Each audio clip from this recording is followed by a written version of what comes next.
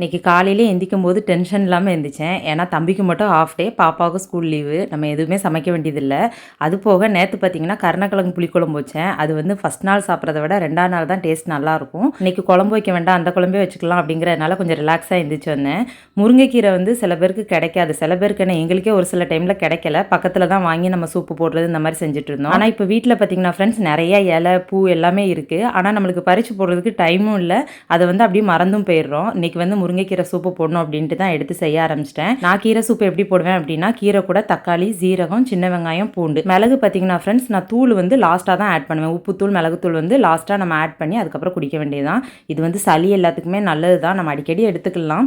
இப்போ வந்து இன்றைக்கி கொஞ்சம் ஃப்ரீயாக இருந்தோன்னே டக்குன்னு இந்த வேலையும் செய்கிறதுக்கு தோணுச்சு.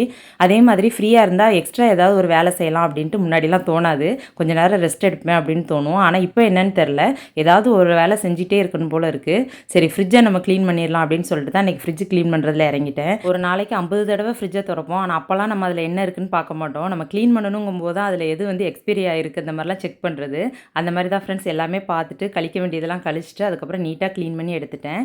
எனக்கு வந்து இப்போ ஃப்ரிட்ஜ் மேக்னெட் வாங்குறது வந்து ரொம்ப பிடிச்சிருக்கு. எங்கே போனாலும் வாங்கணும் அப்படின்ட்டு. நம்ம போன பிளேஸ் பார்த்தீங்கன்னா உங்களுக்கு அதில் இருக்கிறதுலே தெரியும். இங்கே தான் அடிக்கடி நாங்கள் போயிருக்கோம். டிஃப்ரெண்ட்டாக டூரிஸ்ட் பிளேஸ் வந்து நிறையா இருக்குது. நம்மளுக்கு எங்கே போகிறது அப்படின்னு டக்குன்னு தோணாது. எந்த ஊருக்கு போனால் நல்லாயிருக்கும் அப்படிங்கிறத கமெண்ட்டில் சொல்லுங்கள் ஃப்ரெண்ட்ஸ். ஒரு யூஸ்ஃபுல்லாக இருக்கும். ஓகே ஃப்ரெண்ட், இந்த வீடியோ உங்களுக்கு பிடிச்சிருக்கும்னு நினைக்கிறேன். வீடியோ பிடிச்சா லைக் பண்ணுங்கள், ஷேர் பண்ணுங்கள், மறக்காமல் சப்ஸ்கிரைப் பண்ணுங்கள். அடுத்த ஒரு சூப்பரான வீடியோவில் பார்க்கலாம். பாய்.